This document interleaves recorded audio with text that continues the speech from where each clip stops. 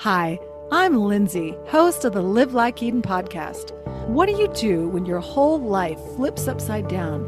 Are you questioning everything, lost in chaos, or yearning for life's deeper meaning? I've been there, deep in the thick of it, unraveling my own awakening mess for over 20 years. Now I'm here to help you through yours.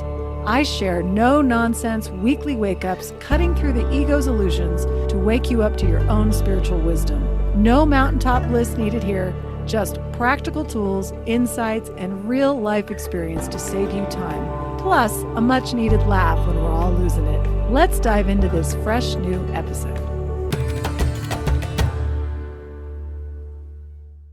Welcome back to another show, everybody. I hope you had an amazing weekend, and I hope you had a fabulous Thanksgiving for those of you that celebrate it. I don't know about any of you, but I ventured out with my daughters and my mother-in-law to Black Friday. I live near an outlet shopping mall, and it was absolutely packed. I can't even begin to describe the amount of cars jammed into this parking lot, and no one was moving anywhere. Just getting out of this mess was about an hour's time, which would normally have taken 10 minutes to get to the next location. It was an hour. Luckily, we had incredible conversation instead of complaining. When you're stuck in traffic, what's the tendency, right? Let's start complaining and bitching about it all. But we had great conversation, and that's what we're going to do today is dive a little bit deeper. And I want to get into the topic of the veil that all of us are invisibly wearing. This veil of forgetfulness of who we truly are, where our home really is, our access point to the spiritual self of who and what we are. Now, I don't mean that this veil is blocking us from what we're destined to do in the world or what our role is while we're here. You know, sometimes when people say, well, who I truly am, and they want to associate that with what you're doing in the world, that's totally fine. That's just another level of talking about what your role is. I'm taking it a little bit deeper than that, and we're going beyond any role-playing or things of purpose in the world that we are serving, and I'm trying to get us to go beyond all of that and say, where is our true essence, and why have we forgotten it? Isn't it weird? We come into the world, and we literally have no idea where we came from. At least most of us don't. Every now and then kids start remembering past lives and things like that. But even in that, you're just talking about a former life, another role you're playing. You weren't talking about coming from the Godhead or source or any of that, unless you're Jesus, But what is this phenomenon? I want to get into this today. How many of you think about this? Like, why are we always forgetting? It seems like we have serious amnesia. I often refer to that we're sleepwalking through life and we're just trying to wake up and return home. Why do we keep doing it? What's behind the doing of it? And let's break it down. And then I want to end this show with how can we access the real love with a capital L that we're all seeking in life, whether we know it or not, whether we think we're seeking something external in the physical world. Underneath it, we're really all looking for the real love of our home in God. And that's a completely different love than we are talking about while we're here in the world. While we're here in the world, we're always focused on special love, right? The love we feel romantically with someone, or the genuine love you have for your family, or the genuine love you have for a really good close friend. It's a special love, as A Course in Miracles describes. What I'm trying to get at today is the removal of the veil, which is basically the separation, right? The belief in separation from who we really are, trying to remove that and access, or at least get closer to, that real love with a capital R and a capital L. I recently had a chat with a woman about this amnesia that we experience. And why do we experience it? Why do we forget everything about our home? We also forget, if you believe in soul contracts or that you've already come in with a predetermined life to live, we forget that too. And so we're winging it. At least we think we're winging it, completely winging this whole thing. I want to bring up 3 different ways to look at this amnesia and 3 different options, and I'm sure there's a million others, but just for the sake of the show and time, let's talk about 3 different viewpoints, if you will, about this veil. So from a religious standpoint, the veil could be looked at as just forgetting heaven, right? Forgetting your home in God. And in most religion, or many religions, they believe that there's only one life, right? So you have this one individual special soul and you get one chance. And I'm thinking, oh no, it's not looking too good. But for real, they think one life, and then whatever you do in this life is being judged by God. And if you do good things and you don't commit the sins of God or against God, then you will return with him in heaven. And if you don't complete those good deeds, or you do something horrible, there's the belief that you're going to hell, in which case you would not be returning to heaven with God. What that hell looks like, I have no idea. There's all kinds of chatter. You're burning at the stake in hell forever with the devil. I don't know. You can use your own imagination there. But in that viewpoint, the veil would be that you have forgotten heaven, that you got one chance to get it right and remember where you're really from. Another viewpoint would be the New Age community uses a lot. You come into this world with a soul contract. You already have a plan. There's already a predetermined set of things you're going to do, but you completely forget it. It's like you fall asleep and it never happened.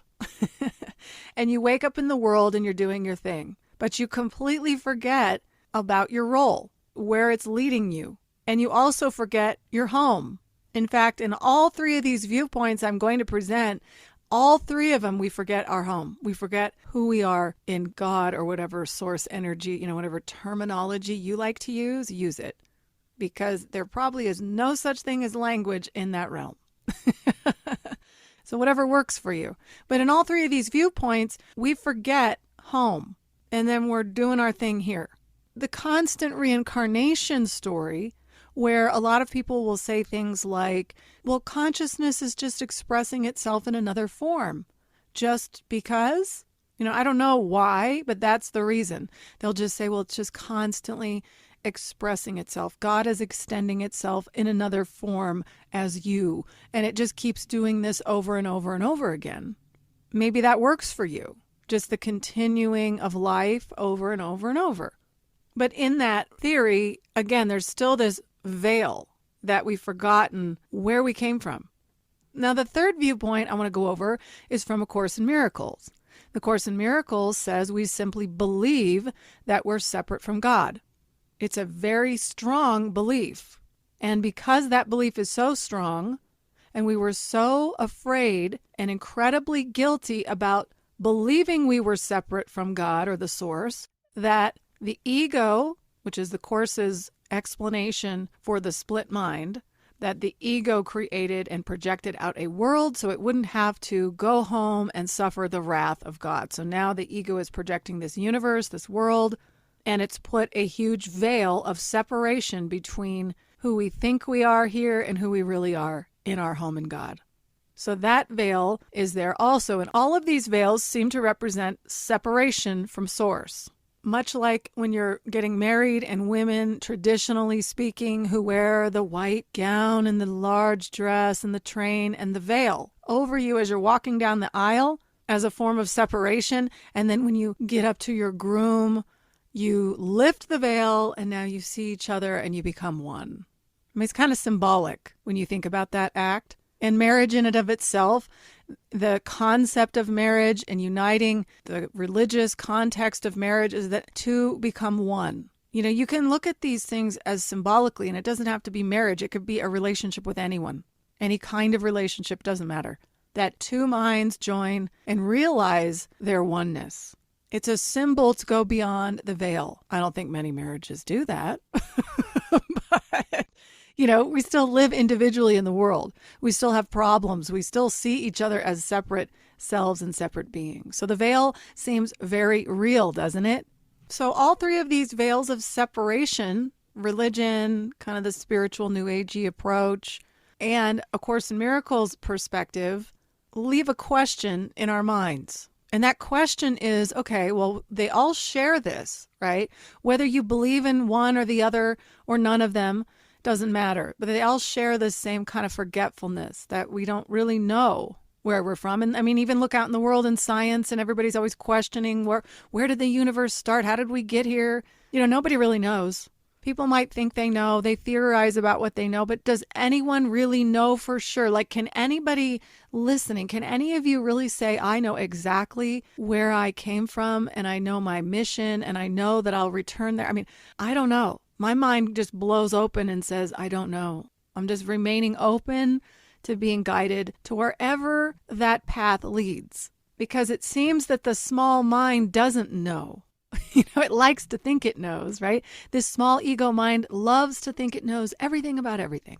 It's the great knower of all of life. But is that true? Is that the real you? Or is that the veil talking? Is that the veil that's been put up purposely for us to believe in that self knows all, when potentially, in reality, God knows all, and we don't know anything.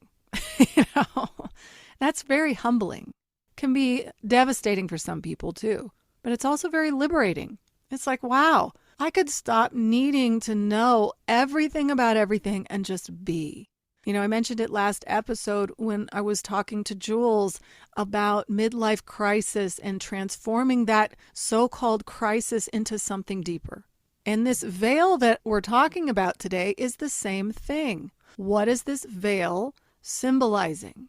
And it seems from all three of these perspectives, religion or New Age and the Course in Miracles, they're all symbolizing it's a separation point. Why is it doing that?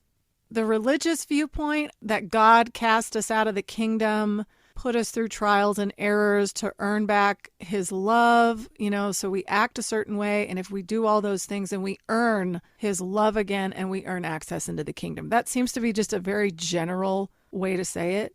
In the concept of reincarnation, the veil is there in the same capacity as A Course in Miracles, essentially, that we're forgetting who we really are. And we have these contract to fulfill to remember our mission, remember our spirit. And maybe we're here helping other people along the way. In the New Age spiritual theories, we might be doing things just to help each other wake up.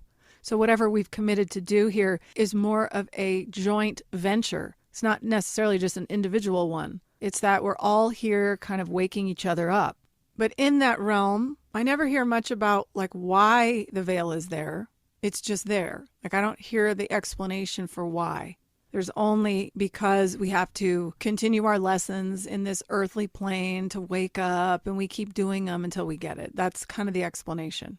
And that we have to do it 1,000,000 times too. I've heard this. We have to live 1,000,000 times and experience all these different things in order to return home. But from A Course in Miracles perspective, the why is because we are terrified of returning to God's love. Now that's a totally different thing, right? I mean, religion's always you should fear God. That's the ego's God. But the Course is saying it's a false narrative. That's the difference. That your fear of God is a false one that the ego created. The veil of separation is a false one.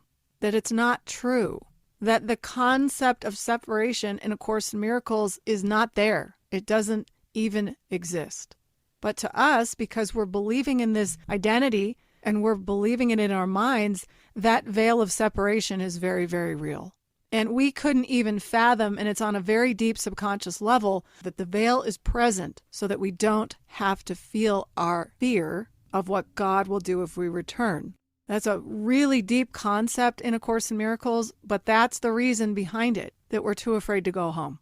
And let me reiterate that. That is a false narrative by the ego. It's not real. It's an illusion, but we believe it. And we believe it because we think we're here. And that's the whole premise of A Course in Miracles, that only God exists and everything else outside of it is unreal. We just simply are believing in something that never occurred, which is a whole nother level in metaphysical conversation to have.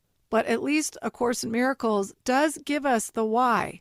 It's giving us the why behind this imaginary veil that we all wear all the time.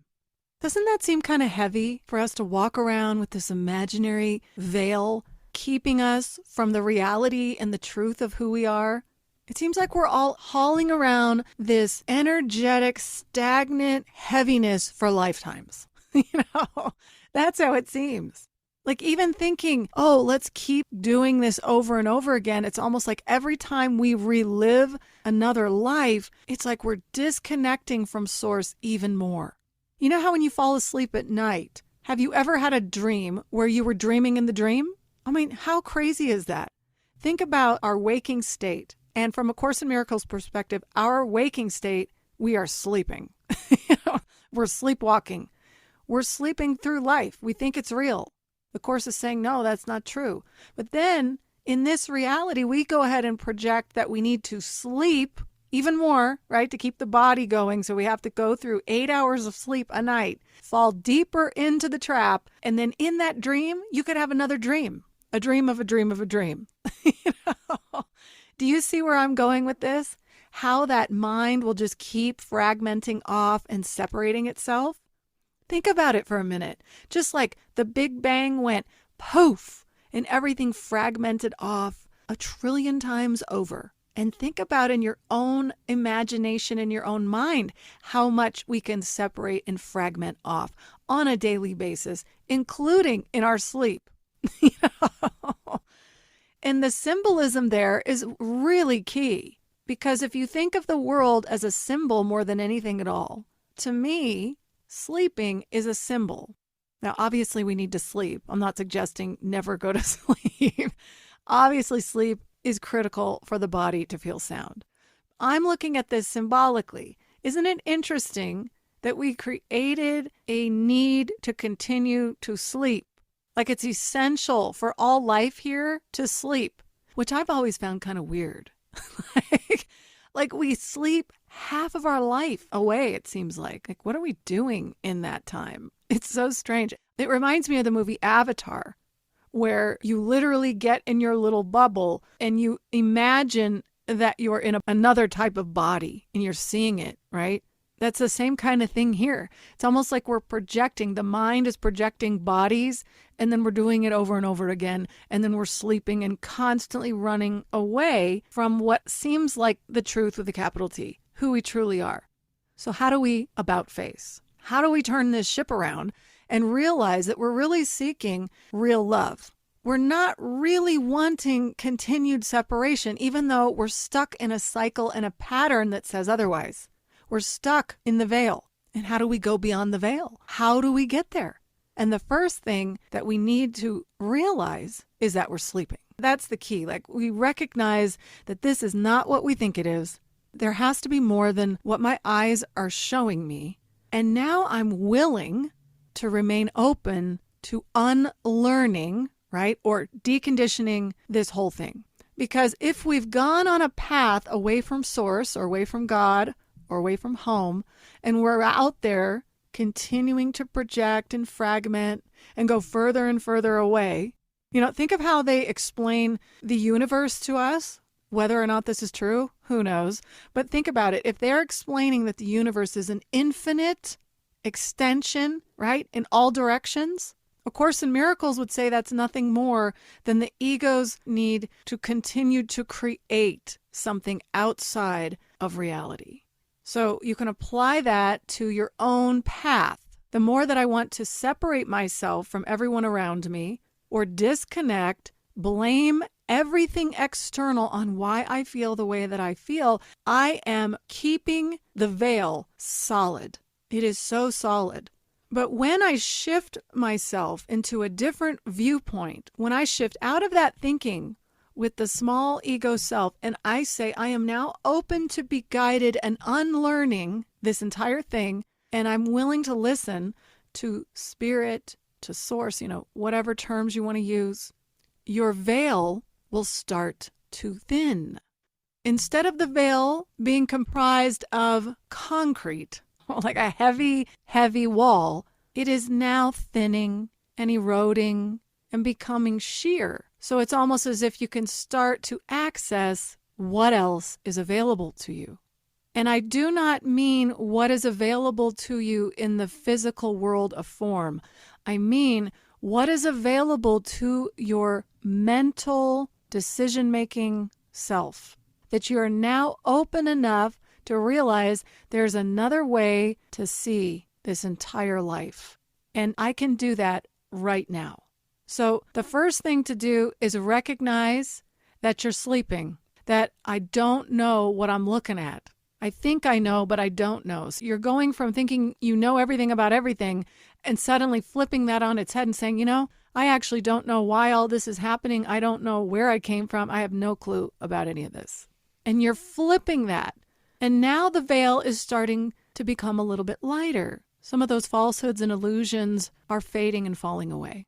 You can look at waking up as nothing more than the fading of a belief system.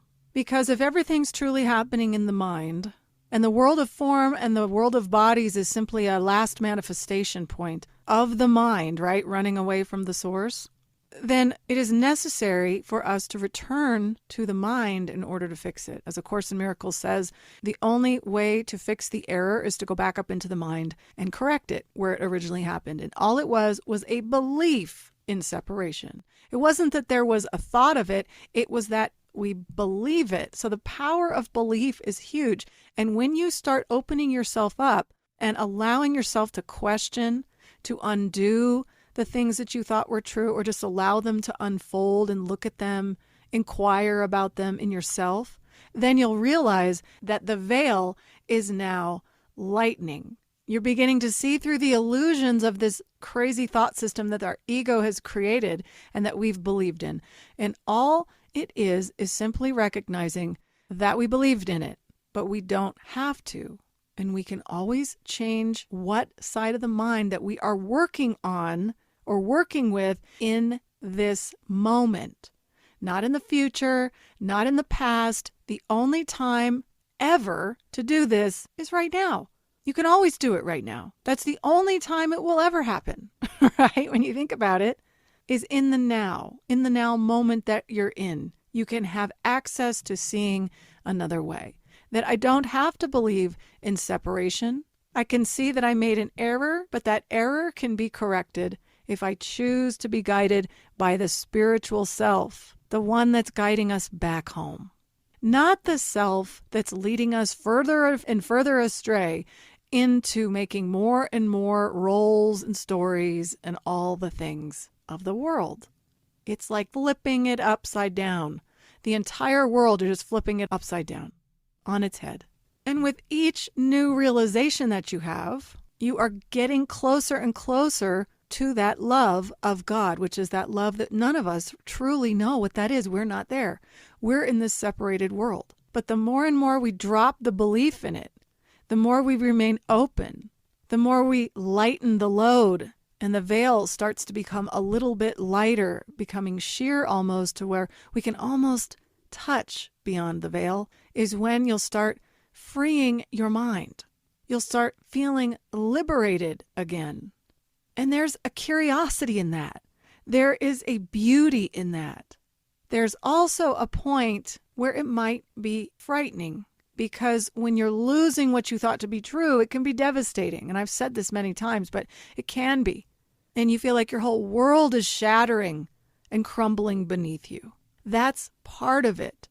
And I would never want to tell you that you shouldn't feel that way, because you will.